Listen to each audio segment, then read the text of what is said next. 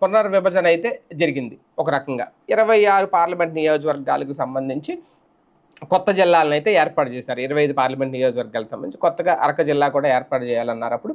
అయితే ఇక్కడ జిల్లాల విభజన అనేది అప్పట్లో ఎందుకు జరిగింది అంటే ప్రధానంగా జిల్లాకు మెడికల్ కాలేజ్ ఇస్తారు అని చెప్పిన నేపథ్యంలో ఒక్కొక్క పార్లమెంట్ నియోజకవర్గాన్ని ఒక్కొక్క జిల్లాగా ఏర్పాటు చేస్తే దానికి సంబంధించి వచ్చే వెసులుబాట్లు కేంద్రం నుంచి ప్రతి జిల్లాకు వచ్చే కొన్ని సౌకర్యాలు ఏవైతే ఉంటాయో మెడికల్ కాలేజ్ లాంటి వాటి దాంతో రాష్ట్రం అభివృద్ధి పదంలో ముందుకు వెళ్తుంది అనేది జగన్మోహన్ రెడ్డి గారు అప్పుడు తీసుకున్న నిర్ణయం అనేది. అయితే జిల్లాలు, కొత్త జిల్లాలు, రెవెన్యూ డివిజన్లు ఈ ఏర్పాటంతా అప్పట్లో రాజకీయంగానే చేశారు తప్ప పారదర్శకంగా చేయలేదు అనేది ఇప్పుడు ప్రధానంగా తెర మీదకి వస్తున్న ఆరోపణ.